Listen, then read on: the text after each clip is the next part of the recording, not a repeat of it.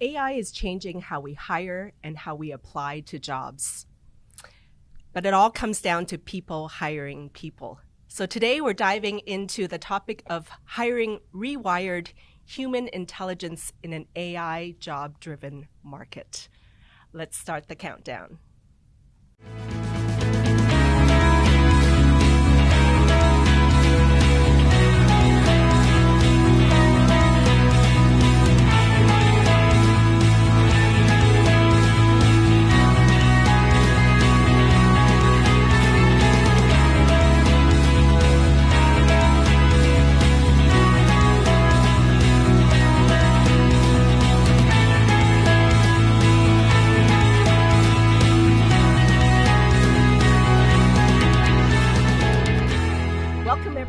Welcome to the CG Hour, where every episode we come to you featuring industry leaders and experts talking about the latest hot topics around technology as well as business. My name is Fanny Dunnigan, and I'm the host of the show. And as you can see, we are in our new studios at Market Scale. And we are live streaming our studio recording. So as it airs, we'll be able to engage with you directly in the comments. And so today we are talking all about hiring rewired human intelligence in an AI-driven job market. And I want to share and introduce our guest panelists here. On my right, we have Lucas Odegaard. He is the practice director at Robert Half. Welcome, Lucas. Yeah, thanks for having me, Fanny. Absolutely. Can you share a little bit about yourself with our audience? Absolutely. So I'm Lucas Odegaard. I work with Robert Half, specializing in placing technology professionals with clients here in the Dallas area. I've been in the staffing recruiting agency world for about 10 years, 5 years specifically with Robert Half. Awesome. Thank you. So glad you can join us, Lucas. Thank you.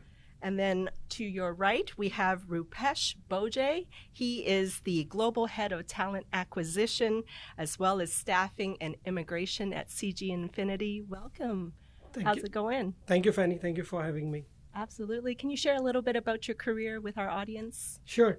I've been working with CG Infinity as Global Head, like you mentioned, and I've been with CG for the last 12 years. Total, I have overall of 20 years of experience. I've been doing talent acquisition and staffing. Yeah, love it. Thank you for joining us. Thank you. And then last but not least, my dear friend and comrade here, Trevor Houston. He is the CEO and speaker as well as podcast host. And Trevor, share a little bit about your journey and career. Yeah, thank you for having me. I host a show called the Who You Know Job Networking Show. And we get to help people that are going through career transition every single day turn their setback into their comeback. I have a workshop that I teach called the Career Transition Summit, and always looking for different strategies and different ways to help them recover their income is really what I'm looking to do, help them get back to work. And so I love that I get to help people, especially those that are maybe senior level, dealing with age discrimination, things like that. So I'm excited to be here. Awesome. So as you can tell, we have a whole gamut of expertise from talent acquisition, recruiting, as well as perspectives from the job-seeking side. So it's going to lead to a great panel discussion. But before we get into the questions, we want to play for you a research video that we prepared, sharing some of the statistics and facts and things in the news around the current hiring landscape, especially in this AI-driven world that we are in now. So let's roll that.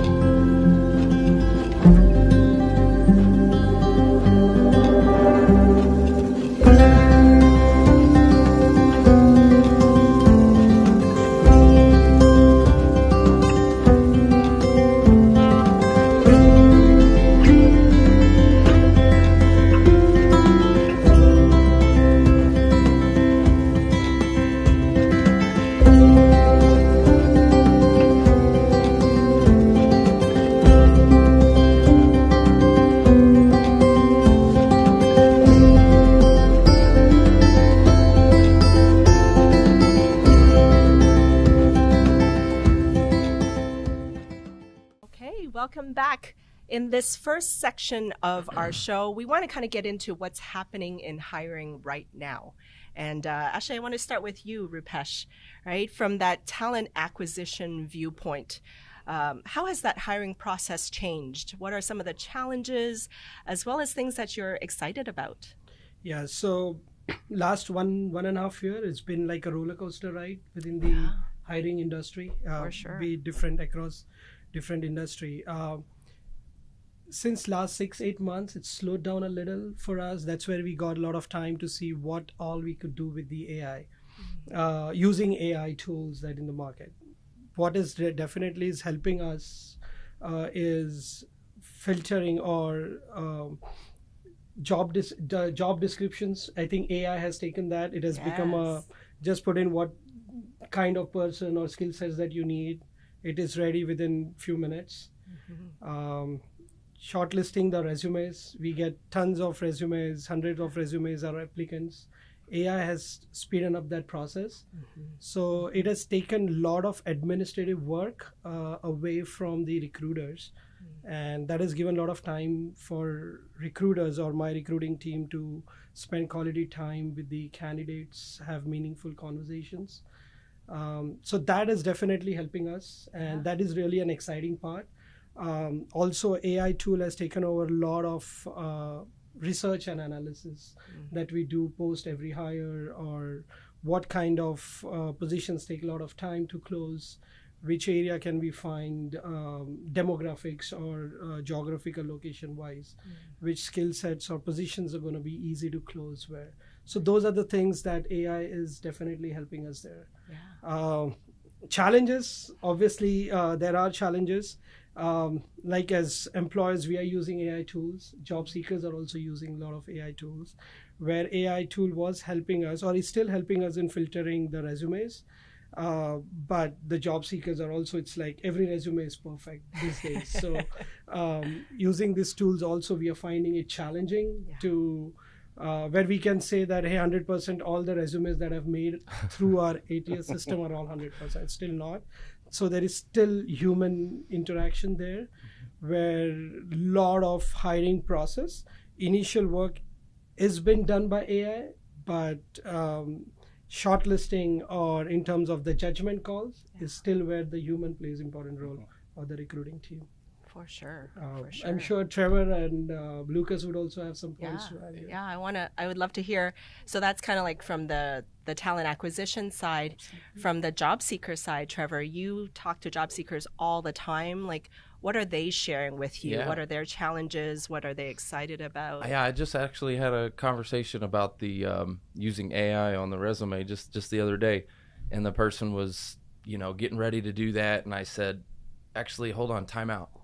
Everybody is tailoring their resumes, okay? So you're just going into the pile of perfect 100% match candidate. You're going into the pile with everyone else. You're not standing out. You literally just put yourself right in the pile with everyone else. I said, maybe a different approach would be to try to get a human conversation first. Network, connect, build a relationship. Try to get someone on the inside to actually ask you for your resume. Right? And when they ask you for your resume, now you can take the time to tailor it and make it, but doing it the other way, they're just apply, and it's not getting them anywhere, right? And then they get these rejection emails, these automated canned rejection emails, and they feel devalued, right? If you can imagine, you're just doing this all day, apply, and then rejection. It makes you feel devalued. And so I told him a different approach, it's just let's get a human conversation. Like for me, my mission is to put the human element back in the job search. We keep trying to put all this technology in. I'm sorry, the technology is what's creating a lot of this friction, in my opinion. Like we got to get human to human, right? Obviously we need tools to help us vet, right? That helps. But the more we can get the job seeker in the same room with the hiring manager or the recruiter, get the decision makers and the job seekers in the same room at the same time and get conversations going, that's when I see jobs get landed. And even actually, as you say that, I was thinking, are there, outside of AI, let's say, are there common frustrations they're sharing with you as well? Like, what are some of the common frustrations? And it's been the same for a long time. Like, as I think about this, since I got into helping the job seeker community 8 years ago, like, it's been the same thing. It's applying online, your resume's not going anywhere, the ATS, scanning for keywords, and you're just getting, chewed up and spit out. Automated canned rejection emails, right? That a human never actually looked at you. You were filtered out, right? Being ghosted by employers, right? That's a big one. If you get into the hiring process and they start interviewing you and then they ghost you, right? And you've taken time to do their assessments and jump through all their hoops, because they're going to make you jump through a bunch of hoops because they're trying to weed people out, right?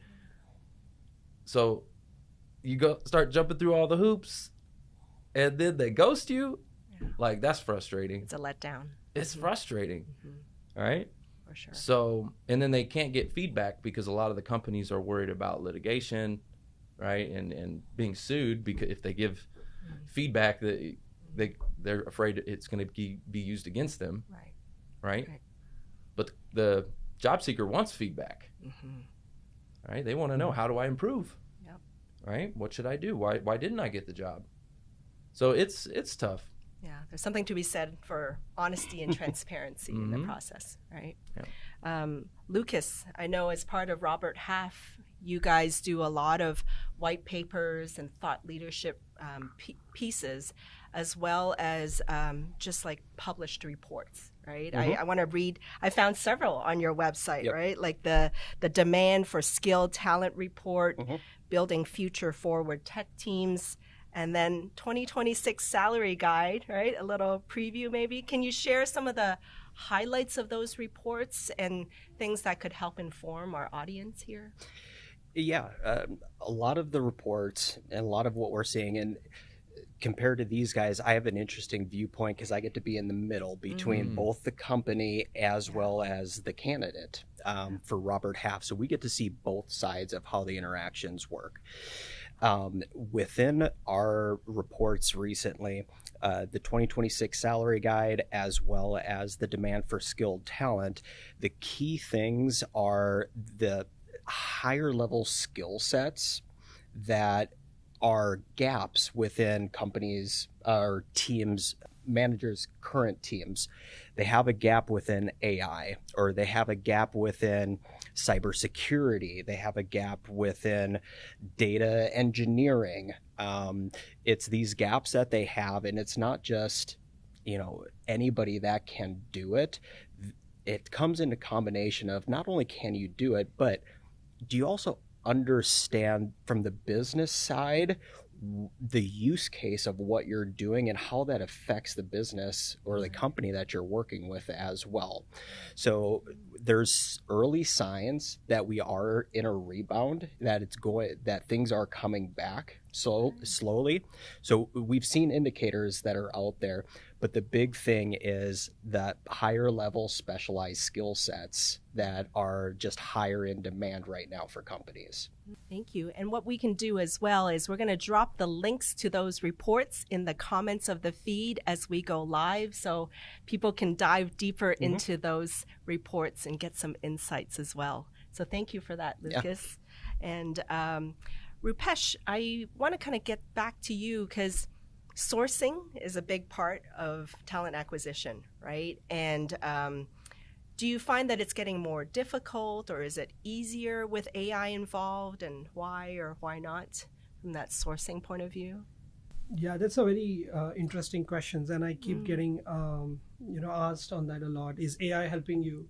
Yeah. Or how are you using AI in your day-to-day things? So starting with AI, it is helping. Like I said earlier, is the administrative process or the earlier phase of recruitment cycle has become really fast with the help of AI. Right from the job description part to even reaching out to the candidates on different platforms or the social platforms. The other important aspect is when we get resumes, AI also helps us to validate or verify the experience or the skills mentioned on their resumes on the different social platforms, let's say like LinkedIn, just to make sure that there is uniformity in what mentioned in his resume and what his social status or the presence. Do you see discrepancies? Oh, there's been many. I mean, it's a lot, and lot of candidates. Once what happens is AI also tells is, hey, these are your best 10 picks out of all the applicants. And that's when the advanced level search starts. Then those 10 applicants will go through the social status verification. And if all that comes through, then that filtering process AI has really helped us a lot there. In fact, few of my colleagues that I talk to within the industry, they have started using AI bots to do the initial screenings and all, where there is somebody's going to really talk to these candidates. Talk to them and also try and assess them on their soft skills, etiquettes over the phone. Obviously, I have not heard about those AI bots on the video calls yet, but I have heard a lot of interesting stories in terms of how AI is helping streamline and also fast track the recruiting process. What is working for us is I would say a mix of both, using AI and also having a human touch. What we have been doing recently for last couple of years is at least one interview round. We are trying to see if we can have the candidate come to our office so that we can have meaningful conversations, interact face to face. Yeah. And in fact, where even the applicant gets to know us about the company, the culture, and that helps a lot. The other thing, what we are trying to do is try to close a position or the cycle on a candidate within 7 to 10 days. So within 7 to 10 days, a candidate would know whether he's shortlisted, is not shortlisted, if there are going to be any further rounds. That's what we have communicated earlier. That's huge. Yeah. 7 days, that's great.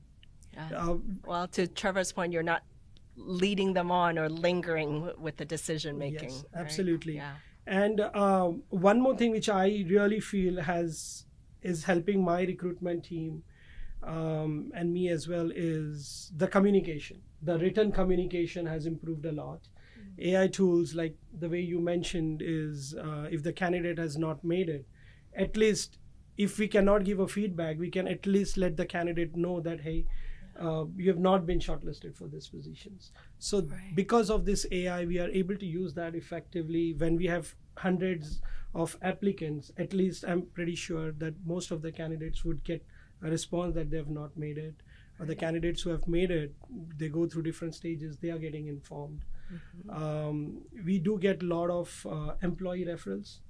So AI is helping us with a lot of reports, which used to take earlier months, or the training process of training the recruiters. If any new recruiter has joined, explaining the recruiter about how they can create a report, generate a report. I think that has become a thing of the past. Within minutes, we can just say, hey, employee referral is working for us, or for this particular position, or at this location, this recruiter does well in closing this kind of position. So bits and pieces here and there, I think AI is helping a lot. But what I've not seen yet is if I could take my recruiter out completely. So that is not possible. So we are trying to use AI tools as our assistant and not as our replacements. For sure. Yeah. Thank you.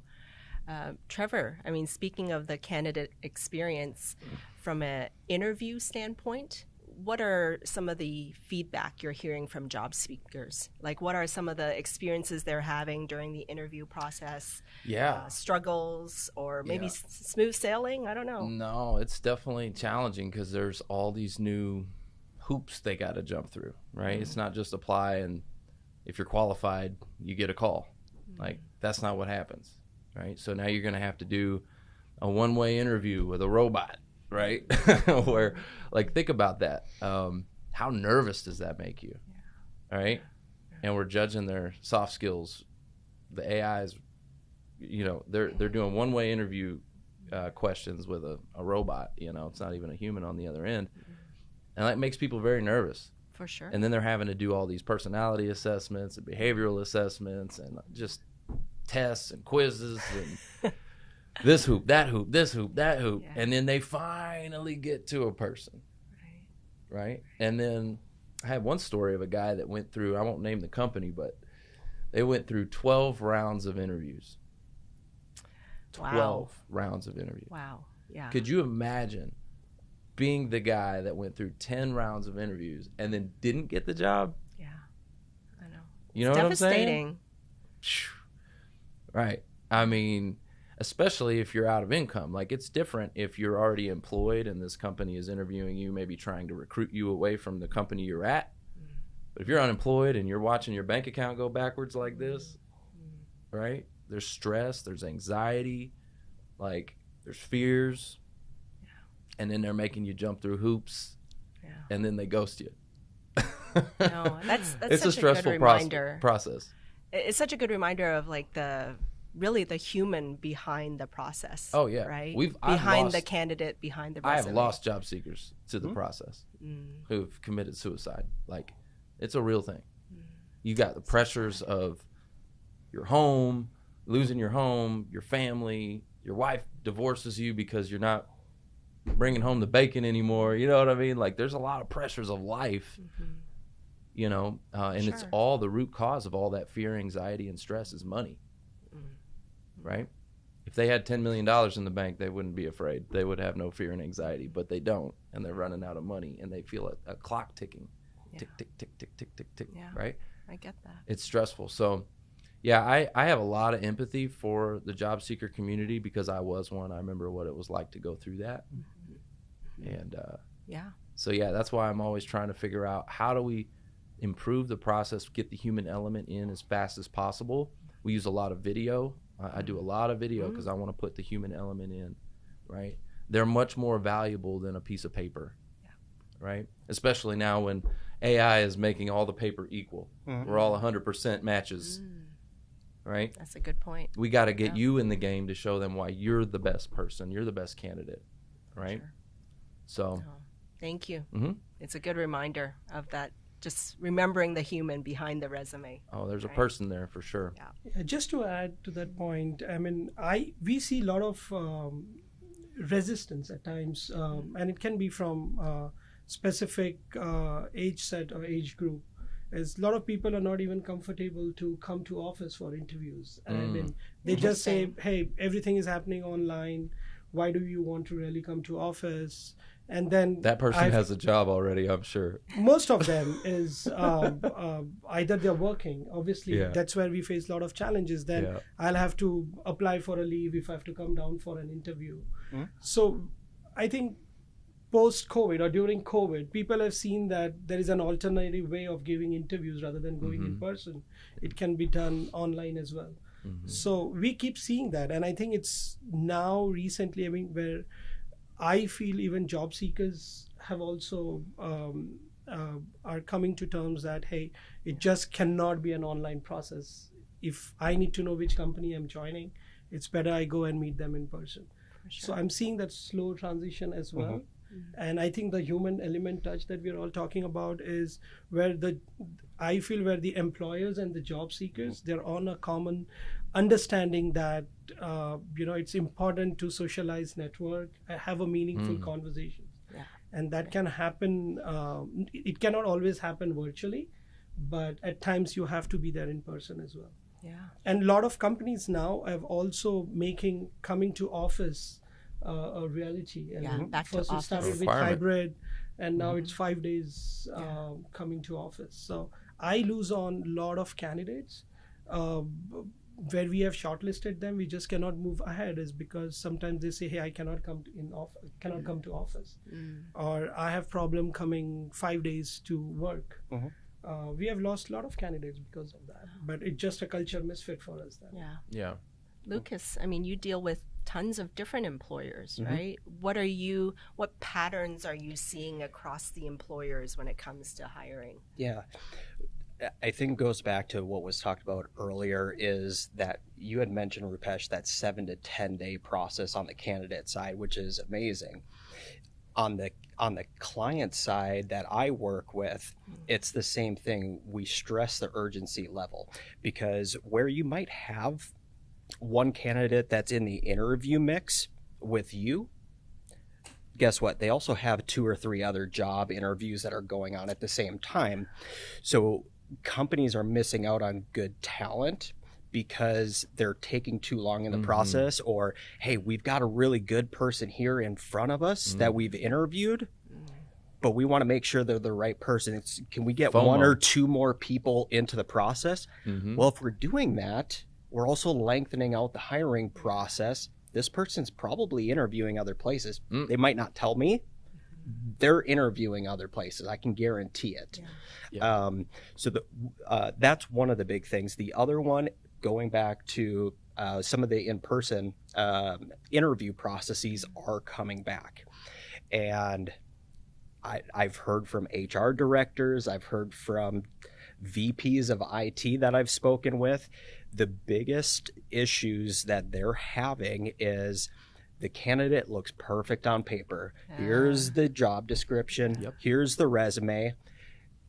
From the company perspective, hey, we're taking some of that admin out of our hands by having AI write our job descriptions for us. Candidates, ooh, here's that job description. Here's my resume. Let me put both of them into an AI and, hey, rewrite my resume so it matches the job description. The issue, so yes, you get a ton of great candidates for the position on paper. The issue that when I'm working with managers is they start interviewing. The feedback that I get afterwards was, Lucas, they look great on paper, but they couldn't speak to anything that was on their resume, because while AI is great, it can also hallucinate the resume. And not saying the person may not have experience with it, but it can exaggerate the level of experience that they may have.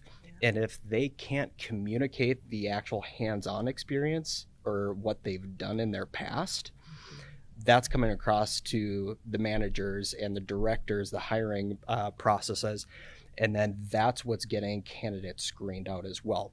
So from the candidate perspective, being on my end, I would say anything that's on your resume and you're going into an interview, make sure you can talk about every single one of those bullet points.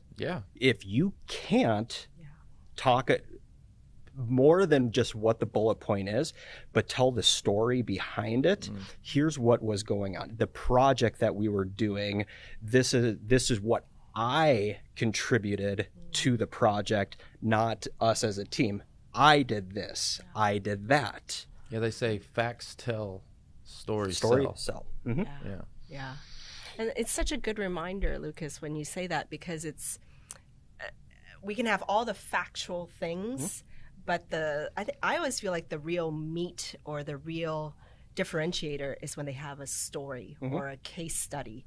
And then they can say, I struggled with this team, but then we produced this result that ended up in 50% increase or whatever it is, right? Those very specific facts and experiences, only the candidate can share that. AI can never guess at that. Now, right? Here's the big thing as well, because I work with IT candidates and hiring managers. There are certain IT professionals that can absolutely tell the story. Business analysts, project managers, because they're used to being in front of executives and boards and being the liaison between the software development team and the business side of it. And then you also have the software engineers and developers. Now, trust me, I've come across some great software developers and engineers. Like, they technically, they know everything about coding and programming, but they can't always speak to the business reason of why I was building this software or why we were doing this application. And especially now, with companies really tightening the purse strings with their budgets and everything, we need to make sure we're getting maximum ROI out of every dollar that we're spending as well. So being able to relate that hands-on experience to, again, how it's affected the organization or the company, and you might not have tangible numbers like, man, I helped increase bottom line revenue $500,000 by doing X, Y, or Z. But you may have somebody I'm a data engineer. When we were doing our data mining and our ETL work, data was being pulled in and reports were being generated. Initially, it would take 2 hours to generate a ad hoc report. Now, after my project or what I had done, that reduced from 2 hours down to 3 minutes, saving this much amount of time of manual labor. That speaks to your contribution to the company. Yeah, I love that. And thanks for giving that very specific example, because I think our audience can really take that and adapt it to their experiences as well. So thank you, Lucas. I want to pause at this point and share with you a video that we have talking about Robert Half and their services. Let's play that now. For more than 75 years, we've been the best at what we do. The name people look to when they need talent to help build their companies and jobs to help build their careers. Our mission is to drive the success of everyone we work with. Whether you're looking for a new career opportunity or a highly skilled professional, our goal is to help you achieve yours.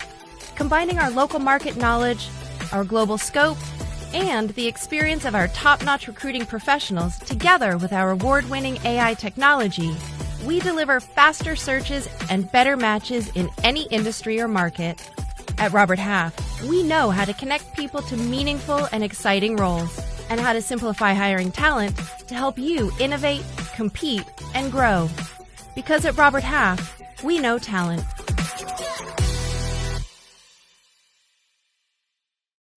Okay, coming back here on this second section of our show, we want to dive even deeper onto the impact of AI, as well as this evolution of the hiring process. Lucas, right? I know you kind of shared already. There's this sentiment, obviously, of the employer outsmarting with the job seeker with AI, the job seeker outsmarting the employer with AI, and the recruiter. What kind of AI hiring tools specifically are you seeing across the employers you're working with? With a lot of the tools, there's a ton of tools out there. And there is no one right tool because everything's competing with another thing. So while a applicant tracking system, an ATS system, is going to look for keywords, what I've seen candidates in their resumes on the borders in white font, so you can't see it, putting in every single buzzword and keyword that would get them attracted. Oh yeah, they've been doing that for a long time. Absolutely. So that's one of the ways that candidates think they're outsmarting the systems. Now, it might get through the ATS system, but then when, again, back to Rupesh's comment earlier, the human element cannot be removed from the recruiting process. By having that phone call, by having the video call. Now, we get into video and the AI components that you could use within video, and I've got stories as well. But that's also one of the reasons why in-office, in-person interviews are starting to come back. Specifically within software development and engineering, a lot of candidates, part of the interview process is usually like a coding assessment or a programming assessment that they'll do. Well, I can have multiple computers on my end. If I'm the candidate, I can have multiple screens, right? I can have a recording device that is an AI, like Gemini or an AI product that is searching online on a different screen. I've had one instance where A candidate had earbuds in, and you think that's what they were talking through the microphone and the hearing aid, but when they were sharing their screen to do this coding assessment, it showed everybody that was on that screen. Wow. Me, three managers, the candidate, and then an unknown name was also on. Gets you perked up a little bit. And every single questioner, they wanted them to do something. Then he would respond. Oh, there's this long pause. And what's a long pause. And initially what it was I think it seems like he's being very diligent in his thoughtful process and answers. When we saw that fifth name on there that nobody knew who that fifth name was, that's where me on the agency side, my job, I want to save hiring managers time and energy because they can't get that back. I called out the candidate, and what's funny was didn't say anything. All you saw was the laptops close. Real story. Wow. So there's a lot of AI tools, of course, that are out there. But again, back to Rupesh's comment, it's the human element that's coming back into it, the in-person assessments, because you just have no way of knowing what the candidate or even the employers are using on their ends. It's almost like with AI, there is a bit of an erosion of trust too, right? Rupesh, like from your experience, any stories you want to share or where AI's enabled good things and AI's kind of resulted in challenges and problems? Yeah, what Lucas said, I mean, the example that he gave, I keep hearing from my recruiters, my hiring managers always, I mean, that, hey, I felt there was somebody else talking on behalf of this candidate, or I think he was not having, or she was not having an eye-to-eye contact, probably was reading through an AI tool.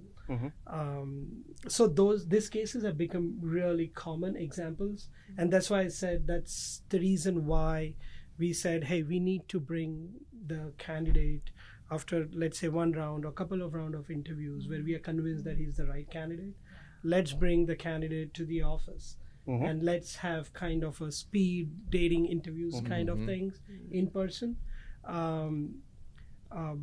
Just today, this morning, my hiring manager came to me and he said, hey, the candidate that I interviewed, he answered all my questions.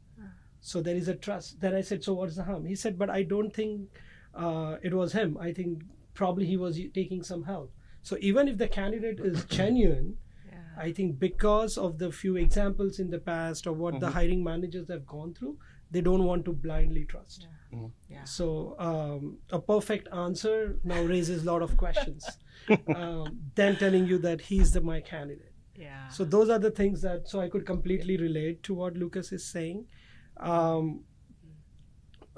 I feel like what I said earlier is use AI tool. There is no harm in using AI tool. In fact, when we hire people, we want to see that how can they take help of AI to better themselves, or how can they learn, or how can they use AI to do things faster or maybe more efficiently. So still use AI as your assistant, not as your replacement, is what I'd say. I was interviewing an IT leader, and he had a great phrase. He said, trust but verify.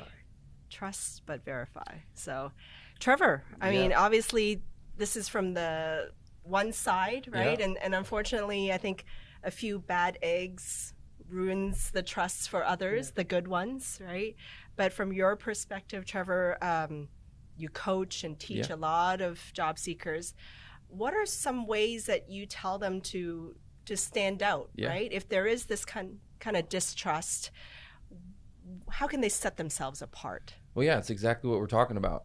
This, at the end of the day, is sales, right? You're having to sell yourself to a company, right? And whenever you sell yourself, they have to know, like, and trust you, okay? So the first step, what was that? Know. I've got to know you. Awareness, right? I think of a marketing funnel. The very top of the marketing funnel is awareness. Yeah. If nobody knows who you are, okay, if nobody knows you, nobody flows you, okay? Right? That. It's awareness, interest, decision, action at the bottom, right? So if there's no awareness and no one knows you exist and you're just hitting that apply button and it's not going anywhere, you're getting lost in the sauce, okay? We got to get you known and recognized and build that trust and the authority so that the employer sees you and goes, that's the person we're looking for, right? And they will actually come to you and seek you out, okay? And so instead of applying online, you're creating inbound job leads for yourself where the employer comes to you, they find you because they've already seen something online that showcased your authority and why you're the right person for the job. So what I teach them to do is to get on video, okay, and to create like a presentation, right? And that presentation talks about all the problems that they solve for a company, their unique way of solving that problem, why they're the right fit. Think about all of those interview questions that you get. Why not make a series of videos on that, right? The frequently asked questions you're getting from employers. Why not just put those on camera so that they can see that stuff online, and it builds the trust so much faster, okay? Because video expedites, right, that getting to know you, that feeling of who you are. Like a piece of paper can only do so much. I read a piece of paper, I have no idea who you are. And now the paper's fake anyways. It's AI. It's not even you, okay? So like, I really need to know who this person is. And it's like to the whole point of this conversation of, like you said, eventually we got to bring them in person, right? But if I can see some videos, get an understanding of who this person is, their unique selling proposition, right, and why they're the best person for this job online, if I can do that there, then I'm already sold on them by the time they get to me, right? So that's part of some of the strategy that I teach them to do is to build a personal brand, to market themselves. And yeah, before sales comes marketing. Like when you think about that, before you buy a McDonald's hamburger, you have to see the golden arches in the sky so that you know where to pull over, right? So there is no sale without marketing. A resume in itself is a piece of marketing. It's just a really bad one. It's archaic. It's super old. Like we need to get rid of the resume. That's got to go, right? We're seeing that resumes don't work. Would you guys agree? Especially with AI now? Yes. If everybody's 100% matched? Absolutely. Like, that's a point for another discussion right? topic. It's a yes and a no. No. Yeah. It really is. I think one of the big things, especially with technologists, we're not professional resume writers. Yeah. That's why they're utilizing AI, because they can say, I've done X, Y, and Z, but help me put that into wording because I don't know how to. Sure. Right. But then again, that goes back to what I was talking about earlier, that if it's just a resume and a job description, okay, yes, it's going to enhance the resume because it's specifically looking at it. But again, what I was mentioning earlier, make sure you can speak to everything that's on it. So if you're having it help you write, just because you can't communicate what you are doing programming wise or anything, can you still talk to what you are doing in that project? Yeah, communication is the absolute most important thing here, is being able to communicate your value to the employer. Yep. Right. And like you were talking earlier about some of the, like maybe engineers or people that they know their stuff, but they may not be able to really communicate it. Like I've met a lot of people that are brilliant, but man, their communication skills are not that great. Right. And some of them are even like maybe socially awkward. Right. And so you get that kind of person who maybe is a little bit awkward. You know, they're an engineer. Their job is like putting stuff together. Hey, I'm an engineer. Okay. But you know what I'm talking about. Yes. You're different, Fanny. You know you're different. I'm teasing.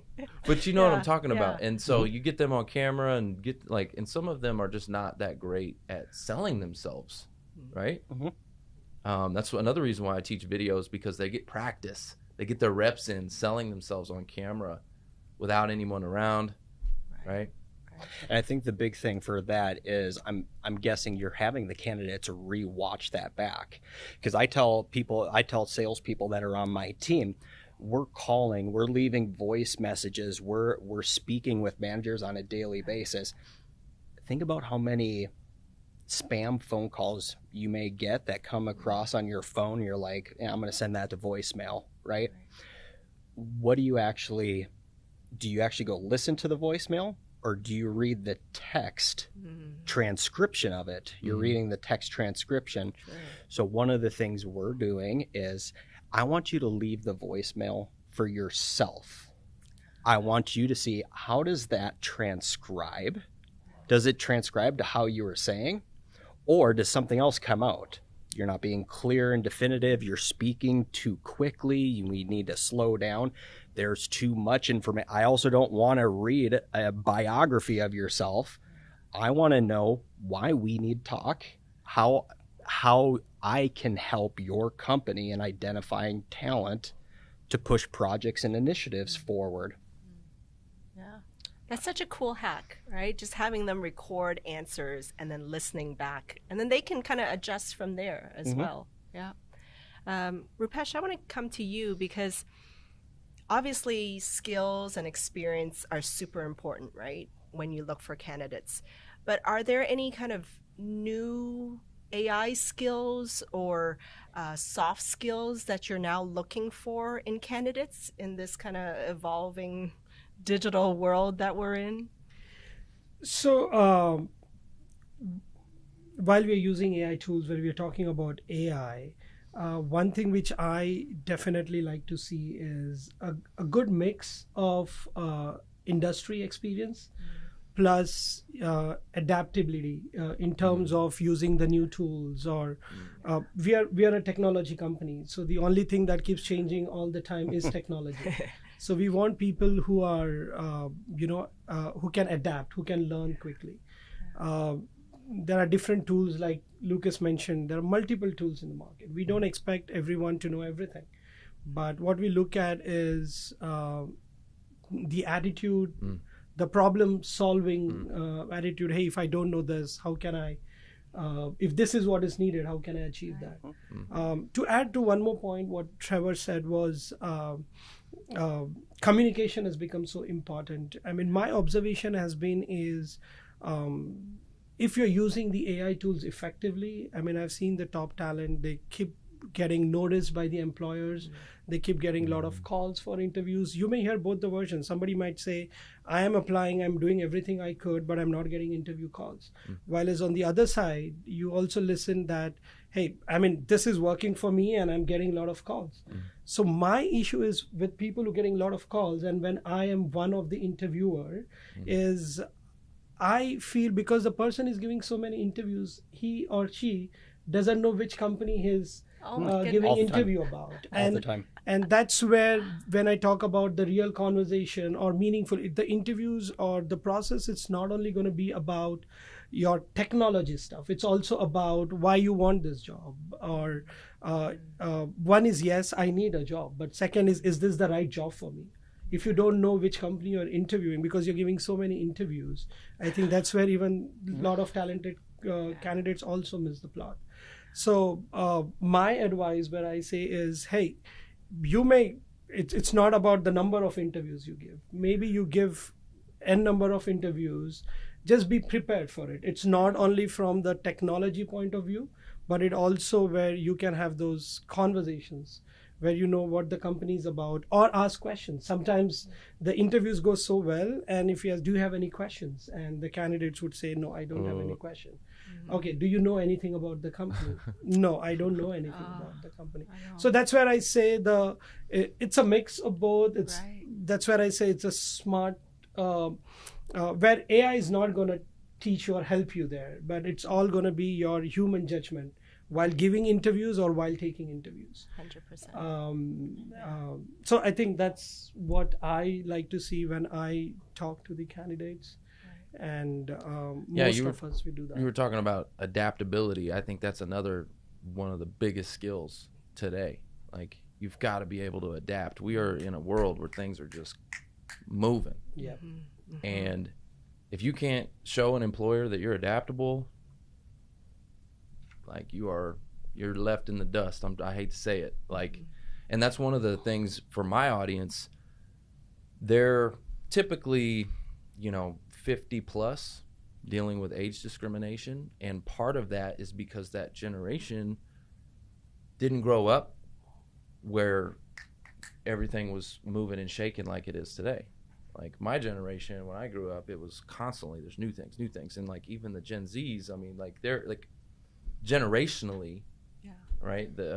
We're just much more adaptable to technology than like the baby boomer generation, right?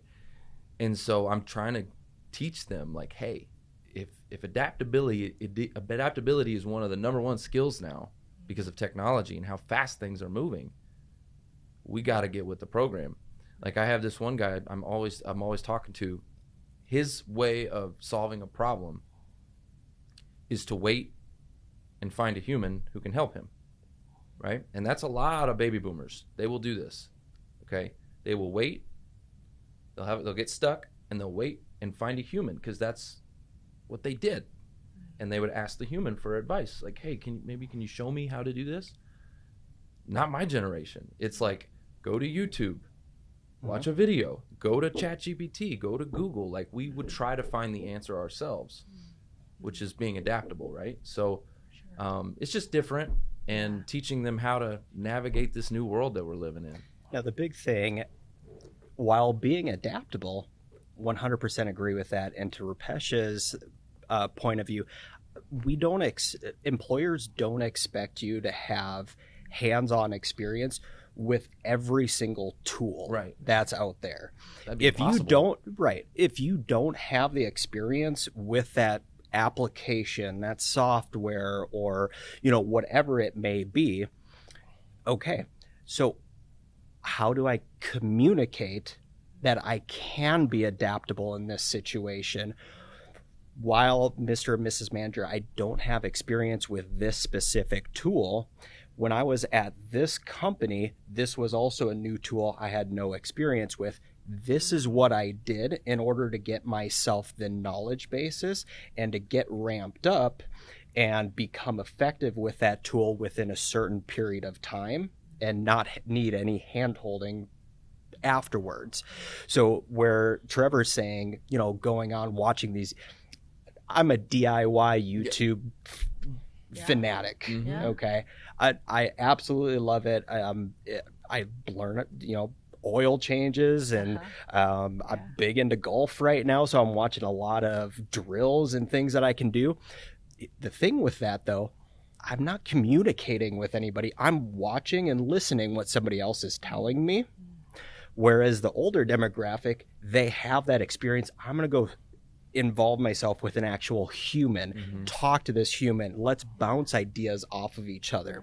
So I think that's also where a lot of this adaptability comes in is, yes, I can do the self-knowledge check. I can gain my intelligence level, but I need to make sure I can also communicate it effectively.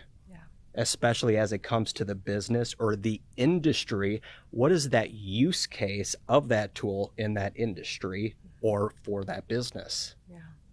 Especially like the fact that like being honest about what you don't know. I think that also helps to build trust, right? Yeah, absolutely.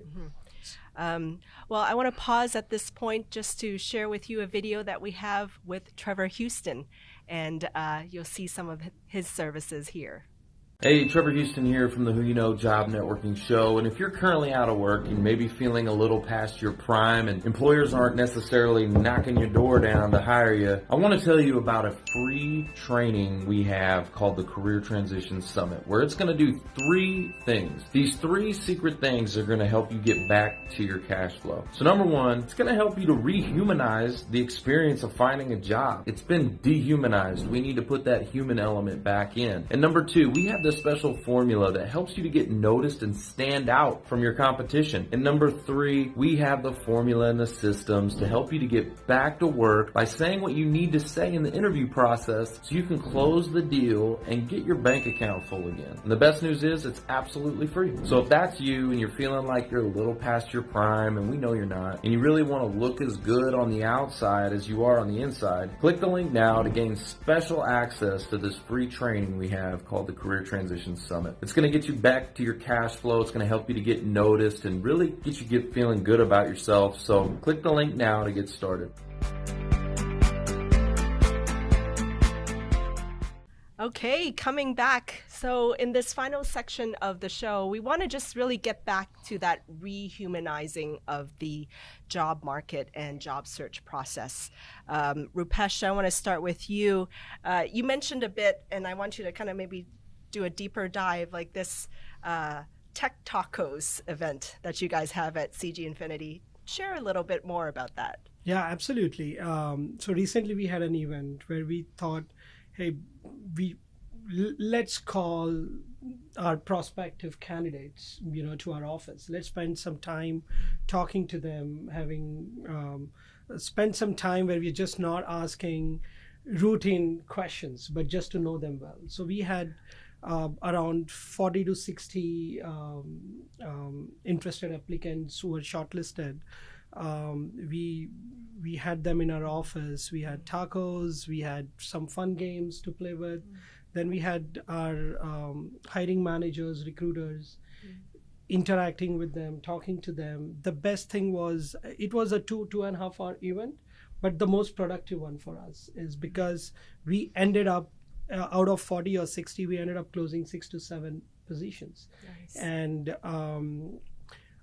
to answer to both of your questions, what we were talking about is experienced people. When you said, people with age of 50 or they struggle, I think it's when I said a lot of candidates give a lot of interviews, a lot of interviewers also take a lot of interviews. So it's monotonous for them as well. So while we ask the applicants to be aware of who they are meeting today, same thing I want my hiring managers and interviewers to know who they are talking to today. So that if I come across somebody with 0 to 5 years of experience, I know that I'm not going to focus more on the experience level. I'm going to focus more on whether this person can learn quickly, whether this person can learn the industry experience we are talking about, or whether he or she is interested. If I meet somebody with more experience, that's where I'm going to look at, hey, the things the person doesn't know, if we put him in that situation, will the person adapt or will that person know? So knowing who you're talking today as an interview also helps, and it's a very important thing. It's a small things, but just preparing 5 minutes, it doesn't take more than 5 minutes just to know who you're meeting today and then accordingly interview. So that's exactly what we did. The reason why we invited, so that Tech Tacos was a program which was by invitation. So we know who we were meeting. We know what kind of questions we could ask, which is not only talking about their technical abilities, but about the other aspects of it, which are equally important for us. And that helped us a lot. And we did decide now we're going to have at least one, if not more, every month. I love that idea, for sure. I think what's great about that is the fact that it's not an interview setting, it's more of a cultural setting. Yes. Can I see this person in their natural environment? Absolutely. Because with a lot of hiring managers, it's, I want my team to meet them. I want them, but it's an interview cultural assessment. Yeah. Can you really understand the culture and how you vibe with somebody 30 minutes over video meeting? I think that's one of the reasons that was probably one of those more successful settings, is you could see how people just naturally interact with each other. Well, and it's also a two-way street, right? The candidate is trying to figure out if they're going to be a good cultural fit as well. Like they're trying to see, is this the right company for me? Yeah. So when you open the doors like that and they're getting to see the insides of the company and how you guys interact and stuff, they're like, wow, this is pretty cool. Like it's actually building trust on your end as well, right? So I love that. I mean, this is where I go back to anytime you can get the decision makers and the job seekers in the same room at the same time, that's where the magic happens. It doesn't happen with all this technology. Like, I think all this AI and the way hiring is being done today, it's only getting worse and worse and worse. Now we got 100% candidates everywhere. Everyone's 100%. So to add, it's gotten worse. To add to Trevor's point, I think that's where I think it's a combination of both, I would always say. I mean, AI did help us to say who those 30, 40 candidates should be. Right. And then it's the human touch to it, that the interaction part of it. So I would say, I think it's the combination of both, and used in the right amount would probably help. Right. Trust and verify. Trust and verify. Yeah, there you go. Right? Yeah. Well, as we're wrapping up here, I want to kind of go around the table here and kind of have you think of the advice you would give to our audience, right? Rupesh, Lucas, from your angle, kind of representing the employer perspective, what advice do you have for job seekers as they go through this hiring process? Leave them with some takeaways. Lucas, I'll start with you. Advice for job seekers. Advice for the job seekers.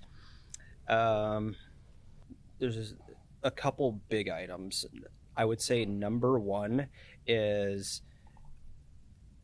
get yourself away from thinking online only, digital only. We call it, you post a job on LinkedIn, for example. How many applicants do you have within the first 3-4 hours of it being posted? 100 plus? But most of those people, they didn't even look at what the job description was. They saw maybe a title and said, oh yeah, I'll apply for that. Where going back, you don't actually know what you're applying to and for. You're mass applying. So get away from doing just the online stuff. Instead of the online applying, I want you to go through and identify contacts, your network. Look at, if you don't have a LinkedIn profile, you should have a LinkedIn profile. 100%. Go back through. Heck, pull out your yearbook from when you were in school and see, oh, I remember I played basketball with this guy, or I was on the debate team, or the high school yearbook committee with this person. I wonder what they're doing.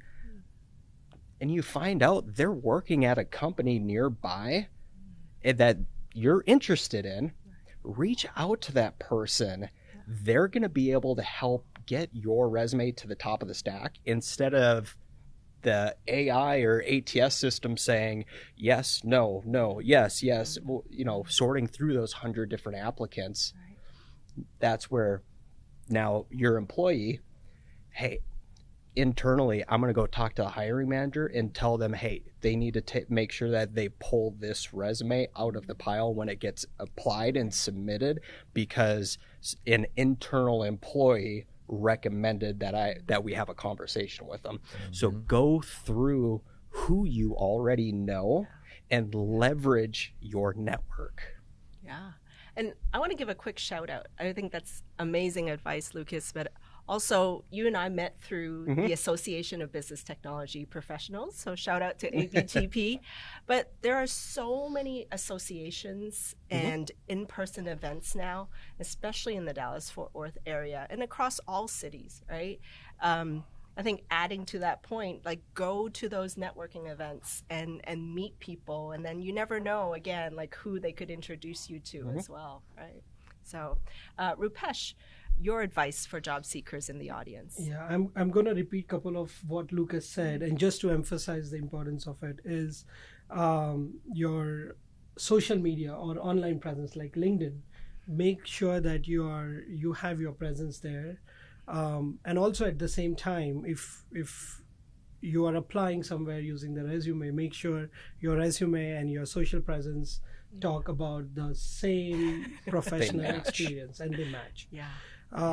If you're applying for jobs where you know there is an ATS system in place, keep your resume simple, where you know that fancy things would probably not help you get passed through the ATS system, but a simple resume is one. Classic example that comes to my mind is a candidate had relevant experience and all, but had used acronyms most of the places. That was just a simple reason for an ATS system to reject. Luckily, the candidate reached out to one of the recruiter and said, "Hey, I've not heard from you guys, but this is what I have done." And the recruiter eventually the candidate got shortlisted. It's just that at times you should know whether you're applying through a tool or you're applying through what medium, and that is what you should use to design or prepare your resume, just to make sure that it doesn't get rejected. Third one is network, because you never know. Again, you meet somebody and that word of recommendation can put you right on top of the queue than being in the ATS system for long. And so that's third. Fourth one is make AI use AI tool as your assistant. Don't replace it. What I mean by that is you can use AI tool to draft your resume, to draft your thank you letter, your cover letter, but give a human touch to it, so that you don't sound more like a machine, but you're more giving a human touch to it. Last and not the least is during the interviews, when you come to the interview process, it's not about the perfect answer. It's all about is if you're able to explain what you have done, there is no shame or there is no harm saying if you have not done something, it's just accept. You don't have to go around beating the bush saying that you can do everything. If you have used AI tool in any of your experiences, be honest about it. It only shows that you're sincere and it doesn't show your weakness. All of us, in one form or the other, we use AI, but we are using it to improve ourselves. So, those are the points which comes to my mind right now. I could say that job seekers should keep in mind, and I'm sure they will get their opportunities. I love that. Sincerity matters. Right? Yes, absolutely. Yeah. Trevor, I'm going to turn the tables on you, and because you kind of represent a bit of the voice of the job seeker, what advice would you give to the hiring managers in our audience and the recruiters in our audience? Yeah, let's get down and let's talk to the people. Like this technology, again, we're doing all this, and yes, it saves you time, and you're having to weed out all these candidates and all this kind of stuff. But like, I'll see these big companies, and there's job networking groups that exist where there'll be 100 job seekers at this event, and these companies won't come down to the event. Why? Because I got an online application with thousands of, applicants. And it's like, yeah, but you're sorting through the trash. Okay. You got 1,000 applicants, and you're having to weed through and filter through and use AI tools to try to find the right, when there's a group right over here where they're standing, just like get out and go meet them in person, right? More events like your Tech Taco. I love that. More stuff like that. Human to human, face to face. That's where the magic happens. Stop trying to do it all online, and let's go where the people are, because they're out there. There's tons of job networking groups that, especially here in DFW, right? The companies need to come outside, come out of the building, and go meet the people, 100%. Or invite them into your building, right? Like you're doing. I love that.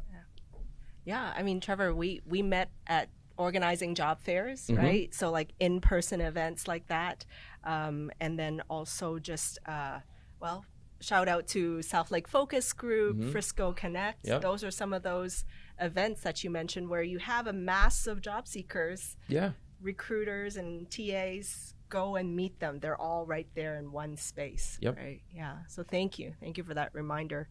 Well, as you can see, everyone, there's tons and tons of perspectives, and I'm sure you guys will have lots of perspectives as well. We're going to be engaging directly with you guys in the comments of the feed when we live stream this. So definitely bring your perspectives and ideas and insights. And as we wrap up, this is our final episode of 2025 for the CG Hour. So be sure to check out our replay on YouTube. And I want to thank Trevor, Rupesh, Lucas, as well as our audience. Thank you for being with us here today. Thank you for being with us throughout this 2025 season. We're going to be coming back again in 2026, so be sure to watch out for announcements like that. And as we close out, we want to share with you the career website at CG Infinity and some of the open roles there. And again, check out the YouTube channel for CG Infinity and watch the replays from our 2025 as well as our previous years of the CG Hour. We'll see you next time. And as always, a reminder for CG Infinity's tagline here, and that is people first, driven to transform. See you next year.